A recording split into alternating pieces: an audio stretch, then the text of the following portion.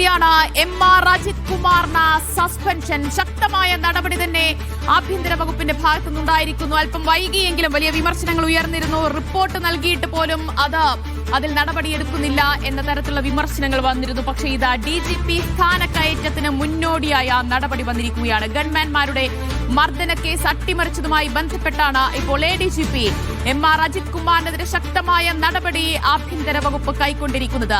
അജിത് കുമാറിന്റെ സസ്പെൻഷൻ ഒരുപക്ഷെ കഴിഞ്ഞ ദിവസങ്ങളിലൊക്കെ ചില സൂചനകൾ പുറത്തു വന്നിരുന്നു. നടപടി ഉണ്ടാകുമെന്നുള്ള വിവരങ്ങൾ വന്നിരുന്നു. പക്ഷേ അതൊരു കർശനമായ നടപടി, സസ്പെൻഷൻ ഒരുപക്ഷെ ഉണ്ടായേക്കില്ല. ഒരു ഡ്യൂട്ടിക്കിടയിൽ വരുത്തിയ വീഴ്ച എന്ന രീതിയിൽ ഒരു മെമ്മോ ഒക്കെ നൽകി വിട്ടേക്കുമെന്നൊക്കെയായിരുന്നു. പക്ഷേ അങ്ങനെയല്ല.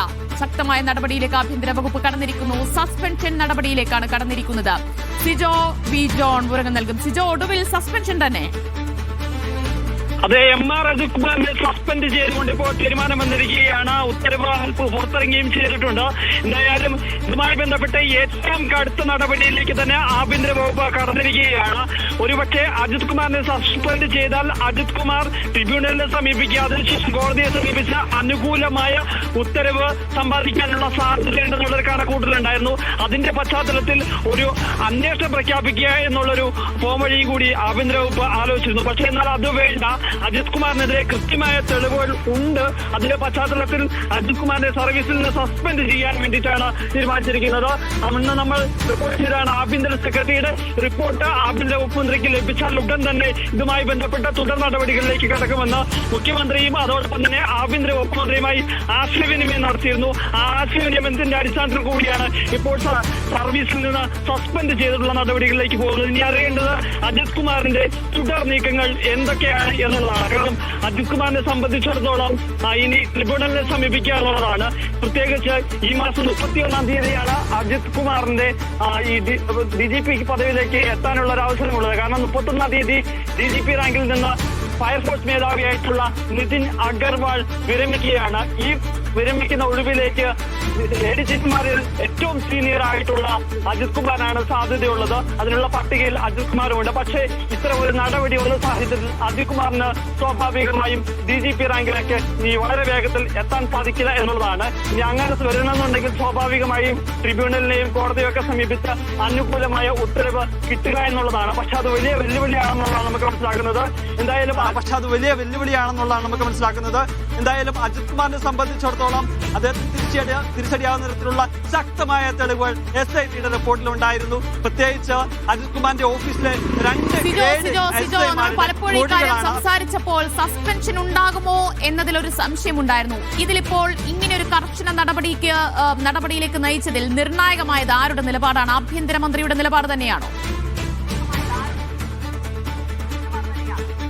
സർക്കാരിന് ഇക്കാര്യത്തിൽ കടുത്ത നടപടിയിലേക്ക് പോകും എന്നുള്ളൊരു സൂചന നേരത്തെ നൽകിയിരുന്നു. നമ്മൾ തന്നെയാണ് ആ വാർത്ത നൽകിയത്. അജിത് കുമാറിനെതിരെ ശക്തമായ നടപടികളിലേക്ക് ആഭ്യന്തര വകുപ്പ് നീങ്ങുന്നു എന്നുള്ളത്. അതിന് പക്ഷേ സാധൂകരിക്കുന്ന ഇനിയിപ്പോൾ അജിത് കുമാറിനെതിരെ നടപടി സ്വീകരിച്ചാൽ അത് ഒരു തരത്തിലും തിരിച്ചടിയാകരുത് എന്നൊരു കണക്കൂട്ടലാണ് ഉണ്ടായിരുന്നത്. ആ ഒരു പശ്ചാത്തലത്തിൽ കൂടിയാണ് കൃത്യമായ തെളിവുകൾ ശേഖരണത്തിലേക്ക് പോവുകയും ചെയ്തിരുന്നത്. ഒരു തവണ ലഭിച്ച റിപ്പോർട്ട് അതിൽ കൂടുതൽ വ്യക്തത വരുത്തുന്നതിന് വേണ്ടി DGP മടക്കുന്ന സാഹചര്യം ഉണ്ടായി. അതിനുശേഷം ആഭ്യന്തര സെക്രട്ടറിയുടെ ശുപാർശ കൂടി പരിഗണിച്ചുകൊണ്ടാണ് ഇത്തരത്തിൽ ഒരു സസ്പെൻഷൻ നടപടിയിലേക്ക് പോകുന്നത്. അക്കാര്യത്തിൽ യാതൊരു വിട്ടുവീഴ്ചയും വേണ്ട എന്ന നിലപാടാണ് ആഭ്യന്തര വകുപ്പ് മന്ത്രിയും അതോടൊപ്പം തന്നെ മുഖ്യമന്ത്രിയും സ്വീകരിച്ചത് എന്നുള്ളതാണ് ഏറ്റവും പ്രധാനപ്പെട്ട കാര്യം. നമ്മൾ പറഞ്ഞതാണ് ആഭ്യന്തര സെക്രട്ടറിയുടെ കയ്യിലുള്ള റിപ്പോർട്ട് ആഭ്യന്തരമന്ത്രിക്ക് വന്നാൽ വൈകാതെ തന്നെ ഇവർ തമ്മിൽ മുഖ്യമന്ത്രിയും അതോടൊപ്പം തന്നെ ആഭ്യന്തര വകുപ്പ് മന്ത്രിയും തമ്മിൽ ഒരു അനൗപചാരികമായിട്ടുള്ള ഒരു ചർച്ച നടക്കും, ഒരു ആശയവിനിമയം നടക്കും എന്നുള്ള അത് തീർച്ചയായും ഉണ്ടായിട്ടുണ്ട്. ഈ കഴിഞ്ഞ മണിക്കൂറിൽ ഉണ്ടായിട്ടുണ്ട്. അതിന്റെ ഒരു പശ്ചാത്തലത്തിൽ കൂടിയാണ് കടുത്ത നടപടിയിലേക്ക് പോകണം എന്നുള്ള തീരുമാനത്തിലേക്ക് വരികയും ചെയ്തത്. നമുക്കറിയാം, ഈ സർക്കാർ അധികാരം ഏറ്റെടുത്തതിന് ശേഷം ആദ്യം ചേർന്ന ക്യാബിനറ്റ് യോഗത്തിലാണ് ആലപ്പുഴയിൽ വാദമായ മുൻ മുഖ്യമന്ത്രി രക്ഷാപ്രവർത്തനമെന്ന് വിശേഷിപ്പിച്ച ആ നടപടിയിൽ ആ കാര്യത്തിൽ ശക്തമായ നടപടികൾ വേണം എന്ന നിലപാട് എടുക്കുന്നത്. അങ്ങനെയാണ് ആ ക്യാബിനറ്റ് യോഗം തന്നെ ഈ ഉദ്യോഗസ്ഥർക്കെതിരായിട്ടുള്ള ഈ ഉദ്യോഗസ്ഥർ ആക്രമിച്ച കേസിൽ യൂത്ത് കോൺഗ്രസ് പ്രവർത്തകർക്ക് മർദ്ദനമേറ്റ സംഭവത്തിൽ അന്വേഷണം പ്രഖ്യാപിക്കുകയും ചെയ്യുന്നത് SP ഷൗക്കത്തിനെ തന്നെ ഇതിന്റെ അന്വേഷണ ഉദ്യോഗസ്ഥനായി നിയമിക്കുന്നു. വളരെ വേഗത്തിൽ തന്നെ ഷൗക്കത്ത് ഇതുമായി ബന്ധപ്പെട്ട റിപ്പോർട്ട് നൽകുകയും ചെയ്യുന്നു. പക്ഷേ ആദ്യം സമർപ്പിച്ച റിപ്പോർട്ടിൽ ഈ അജിത് കുമാറിനെതിരെ നടപടിയെടുക്കുന്നതിൽ ചില പരിമിതികൾ ഉണ്ടായിരുന്നു. കാരണം കൃത്യമായ തെളിവുകൾ അജിത് കുമാറിനെ സംബന്ധിച്ചിടത്തോളം ഈ റിപ്പോർട്ടുകൾ ഉണ്ടായിരുന്നില്ല. ഈ ഉദ്യോഗസ്ഥരുടെ മൊഴിയാണ് അതിൽ പ്രധാനപ്പെട്ട കാര്യമുണ്ടായിരുന്നത്. കാരണം അജിത് കുമാറിന്റെ നിർദ്ദേശപ്രകാരമാണ് ആലപ്പുഴയിൽ നിന്ന് അന്വേഷണ ഉദ്യോഗസ്ഥരെ തിരുവനന്തപുരത്തേക്ക് വിളിച്ചു വരുത്തുന്നത്.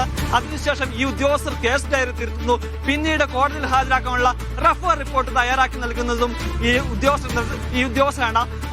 അതിന്റെ ഒരു കാര്യങ്ങളെല്ലാം നിർദ്ദേശം നൽകിയത് അജിത് കുമാറാണ് എന്നുള്ളതായിരുന്നു ഈ ഉദ്യോഗസ്ഥർ വ്യക്തമാക്കുകയും ചെയ്തിരുന്നത്. എന്നാൽ അജിത് കുമാർ നൽകിയിരുന്ന വിസ്തീർണം എന്ന് പറയുന്നത് ഇവർ ആരോപിക്കപ്പെടുന്ന ഈ റിപ്പോർട്ടിൽ പരാമർശിക്കുന്ന ദിവസങ്ങളിൽ താൻ വയനാട്ടിലായിരുന്നു. മുണ്ടയ്ക്ക് ചൂരൽമല രക്ഷാപ്രവർത്തനം ഏകോപിക്കുന്നതിന്റെ ഭാഗമായി താൻ അവിടെയായിരുന്നു എന്നുള്ളതാണ്. പക്ഷേ അതല്ല, കൃത്യമായ ഇടപെടൽ അജിത് കുമാറിന്റെ ഭാഗത്തുനിന്ന് ഉണ്ടായിട്ടുണ്ടോ എന്നുള്ളതാണ് SITയുടെ റിപ്പോർട്ടിലുള്ളത്. ഈ റിപ്പോർട്ട് ഒരു സസ്പെൻഷൻ തന്നെ വകവയ്ക്കാൻ പറ്റുന്നതാണ് എന്നുള്ളതാണ് ആഭ്യന്തര വകുപ്പിന്റെ വിലയിരുത്തൽ. ആ ഒരു സാഹചര്യത്തിലാണ് ഞാൻ സിജോയിലേക്ക് വരാം. ഇപ്പോൾ youth Congress working president Binu Chulliyil ചേരുകയാണ്. ശ്രീ ബിനു ചുള്ളിയിൽ, അങ്ങനെ ഒടുവിൽ ആ നടപടി വന്നിരിക്കുന്നു.